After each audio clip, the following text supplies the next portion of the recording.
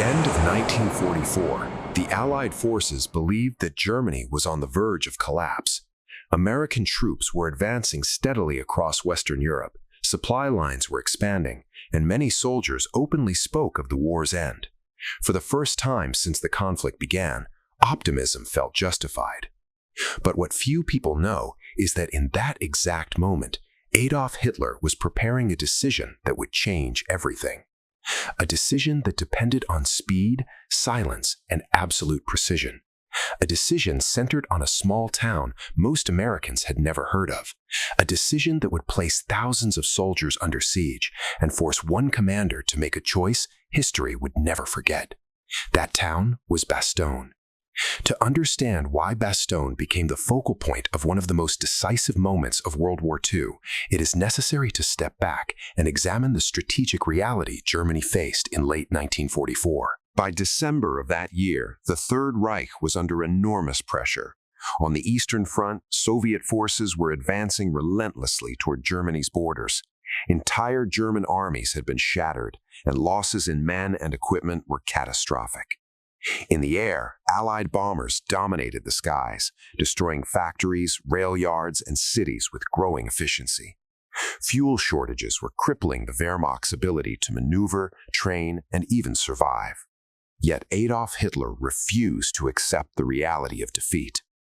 Rather than consolidate defenses or seek a negotiated settlement, he became increasingly convinced that Germany's only chance lay in a single, decisive blow in the West.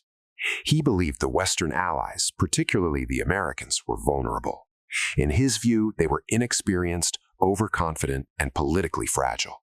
He believed that if the Allies suffered a major defeat, public support for the war could fracture. This belief formed the foundation of a plan that many of his own generals considered reckless: Operation Wacht am Rhein. The objective was ambitious to the point of desperation. German forces would strike through the Ardennes Forest, a region of dense woods, narrow roads, and rolling hills that the Allies regarded as unsuitable for large-scale armored operations. The area was lightly defended, often by exhausted or newly arrived American units. Hitler saw this as an opportunity. German armored divisions would break through American lines, advance rapidly westward, cross the Meuse River, and drive all the way to Antwerp.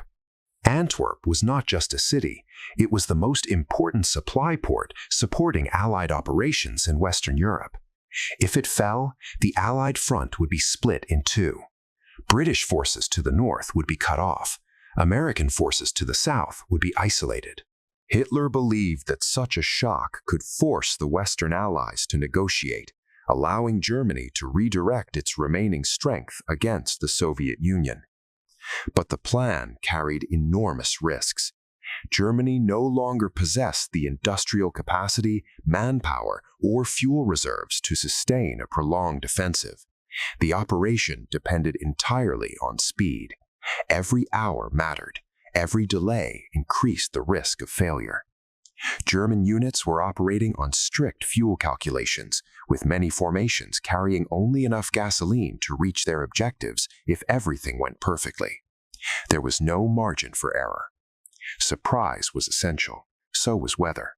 Hitler counted on winter conditions to ground Allied aircraft, preventing reconnaissance and air attacks during the crucial opening phase of the offensive. On December 16, 1944, the plan was set in motion. In the early hours of the morning, German artillery erupted along a wide front in the Ardennes. Under cover of darkness, snow, and thick fog, infantry and armored units advanced against American positions that were often thinly held and poorly prepared for a major attack. The initial results were promising for the Germans. American units were caught off guard. Communications broke down. Some divisions were forced into rapid retreat, while others were overrun entirely. German armored spearheads pushed westward, creating the bulge in the Allied lines that would give the battle its name. But almost immediately, the German timetable began to encounter resistance. That resistance centered on roads. The Ardennes was not open terrain. Movement depended on a limited network of narrow, winding roads that passed through small towns and villages. Control of these junctions was critical. Without them, armored columns could not maintain speed, supply lines could not keep up, and the offensive would begin to choke itself. And one town, more than any other, controlled the movement of forces in the southern Ardennes: Bastogne. Bastogne was not a fortress. It was not heavily fortified. It had no major industrial value and no port facilities. But it possessed something far more important in the mechanized war. 7 major roads converged there. From Bastogne, forces could move north, south, east, or west with relative efficiency.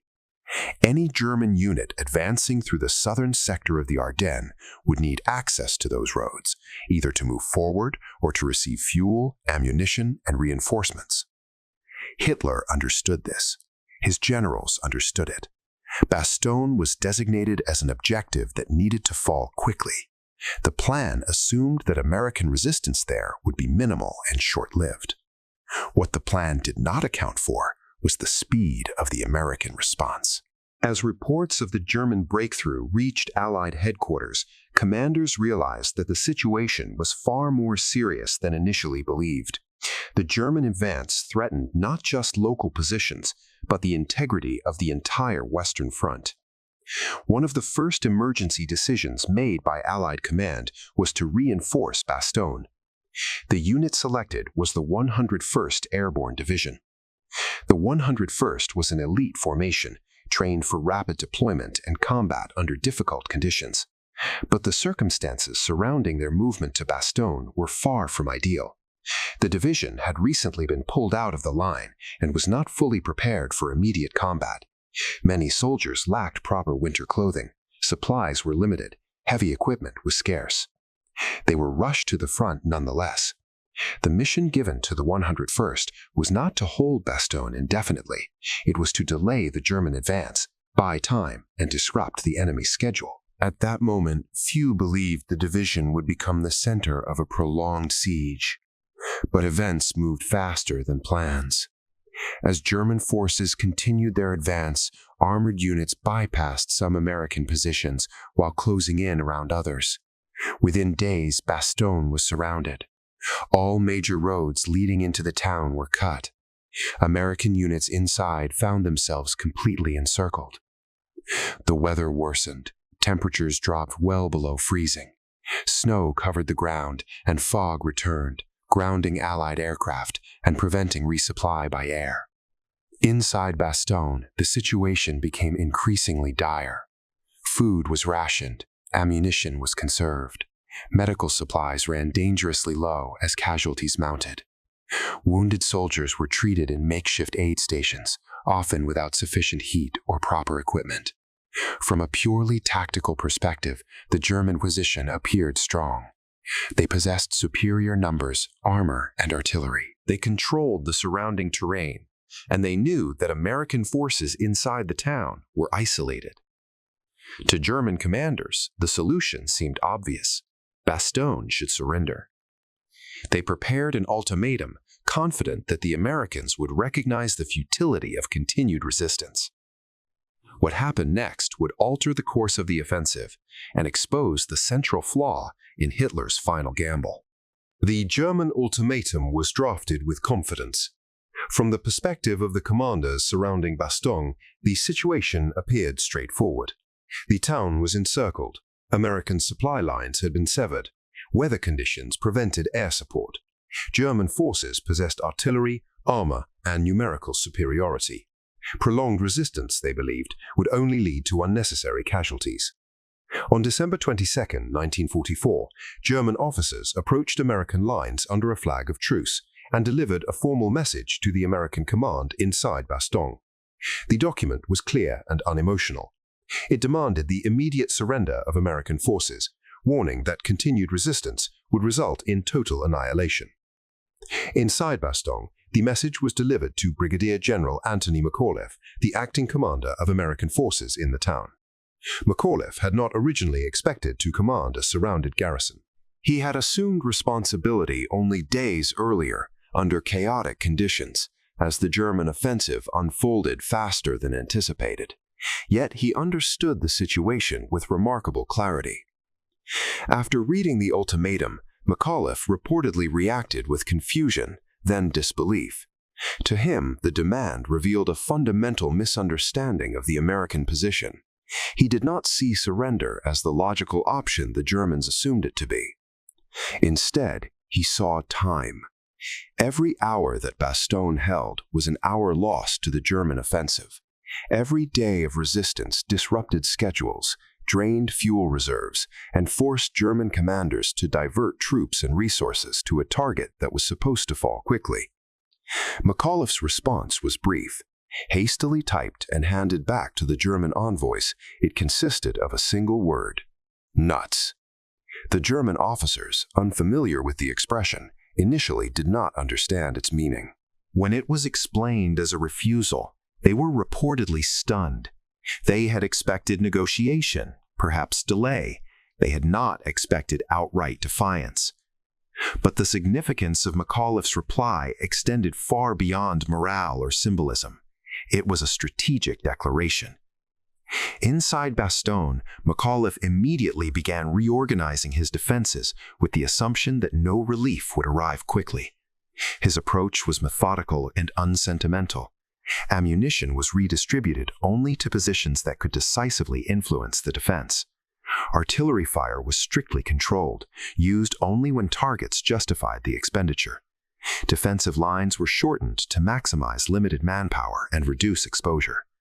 Units were rotated where possible, despite exhaustion, to maintain cohesion. Communication lines were maintained under constant pressure. Morale was sustained not through speeches, but through clarity. Soldiers were told the truth. They were surrounded. They would hold. The German response to the refusal was immediate. Artillery bombardments intensified. Infantry probes tested American positions day and night.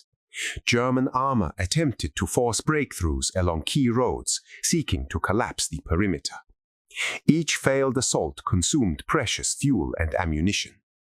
From the German perspective, Bastogne had become a growing problem. The offensive timetable was slipping. Units advancing west found their supply lines increasingly strained.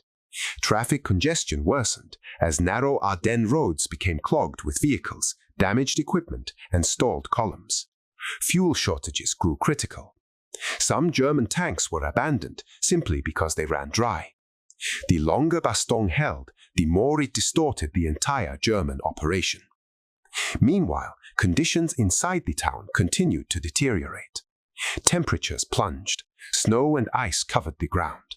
Frostbite became a serious concern. Medical staff worked under extreme conditions, treating wounded soldiers with minimal supplies. Food rations were reduced. Ammunition was counted carefully, sometimes bullet by bullet. Yet discipline held. One reason for this was the nature of the units defending Bastogne. The 101st Airborne had been trained for isolation, for operating behind enemy lines, for holding under pressure. While the situation exceeded anything they had anticipated, the division's culture emphasized adaptability and endurance. Another reason was the knowledge that Bastogne mattered. Even without full visibility of the larger strategic picture, American commanders understood that their resistance was disrupting German plans. German units that should have been racing toward the Meuse were now stalled, tied down, were forced to divert resources. Then, slowly, the situation began to change. On December 23rd, the weather broke. For days, thick cloud cover and fog had grounded Allied aircraft, depriving Bastogne of air support and resupply. When the skies cleared, Allied air power returned with devastating effect. Transport aircraft dropped supplies directly into Bastogne. Ammunition, food, medical equipment, and winter clothing reached the defenders. Morale surged, not from optimism, but from renewed capability. At the same time, Allied fighter bombers attacked German positions relentlessly. Columns on narrow roads were easy targets. Fuel trucks burned. Armored vehicles were destroyed. German units attempting to maneuver were pinned down or forced to disperse. The balance of pressure began to shift. While Bastogne held, Allied commanders were preparing a broader response to the German offensive, and one commander, more than any other, recognized that time was now on the Allies' side: General George S. Patton. Patton commanded the U.S. Third Army, which had been advancing eastward toward Germany. When news of the German breakthrough reached him, Patton recognized both the danger and the opportunity. The German offensive had exposed its flanks. It was overextended, fuel-starved, and increasingly vulnerable. Patton proposed an audacious maneuver. He would pivot his entire army northward in the middle of winter through difficult terrain and strike directly toward Bastogne.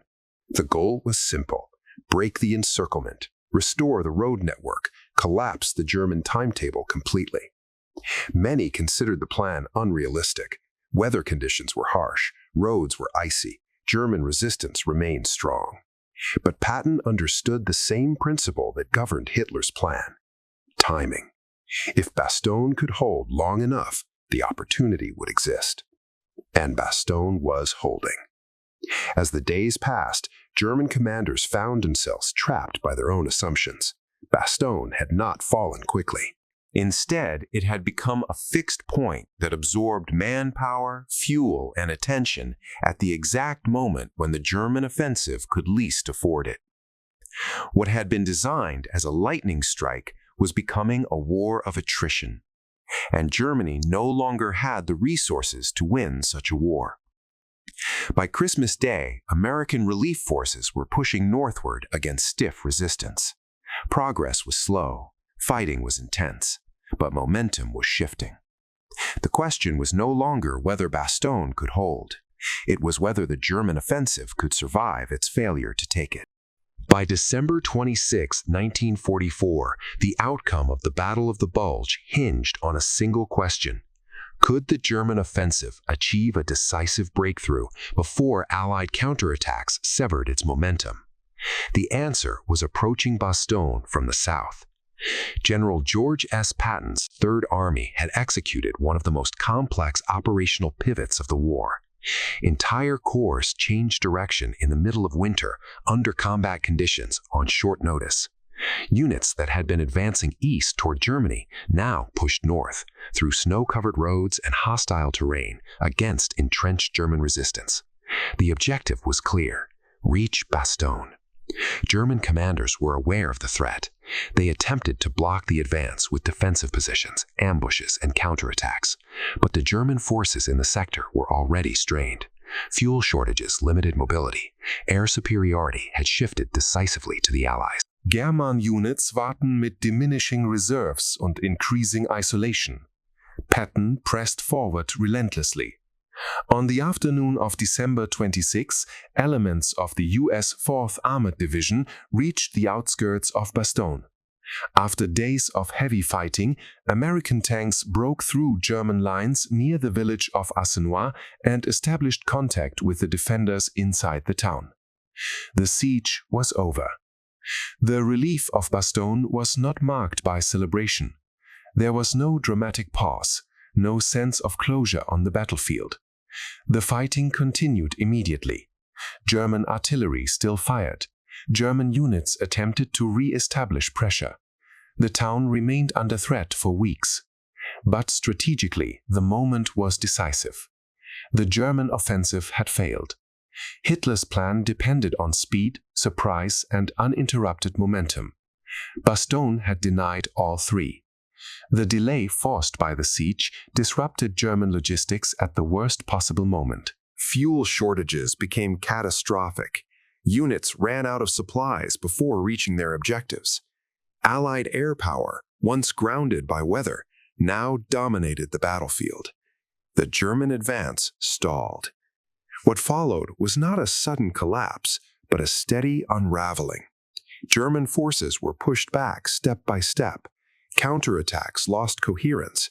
The initiative shifted fully to the Allies. By January 1945, the Battle of the Bulge had ended in failure for Germany. The last major German offensive on the Western Front had achieved none of its strategic goals. Instead, it accelerated Germany's defeat. The cost was enormous. Casualties on both sides were heavy. Entire towns were destroyed. Thousands of soldiers endured extreme cold, exhaustion, and combat under brutal conditions. Bastogne itself became a symbol not of triumph, but of endurance under pressure. From a strategic perspective, Bastogne represented something rare in warfare. A single location held by a relatively small force had reshaped an entire campaign. Hitler's decision to strike through the Ardennes was not irrational. It was bold, calculated, and grounded in a correct assessment of Allied expectations, but it depended on flawless execution and rapid success. Bastogne exposed the fragility of that plan. The failure to take the town quickly forced Germany into a war of attrition it could not sustain. Anthony McAuliffe's refusal to surrender was not merely defiant rhetoric. It reflected a correct understanding of the strategic environment. Time favored the Allies. Every delay weakened Germany. Every hour of resistance magnified the cost of Hitler's gamble. Patton's relief of Bastogne was equally significant. It demonstrated the operational flexibility, logistical capacity, and coordination that now defined Allied warfare. Where German plans relied on surprise and desperation, Allied responses relied on adaptability and depth. By holding Bastogne, the defenders did more than survive. They broke the rhythm of the German offensive. After Bastogne, the war in the West entered its final phase. German forces would continue to fight, but they would never again launch an offensive of comparable scale. Resources were exhausted. Options were gone. The road to Germany lay open. Today, Bastogne is remembered not for a single battle, but for what it represents in the broader story of the war. A moment when assumptions failed, when speed met resistance, when a plan built on urgency was undone by delay. Few outside military history fully appreciate how close Hitler came to disrupting the Allied advance. Fewer still understand how decisively that threat ended in the snow-covered forests of the Ardennes. Bastogne was never meant to be a fortress. It became one because it had to. And in holding, it helped determine the outcome of the war in Europe.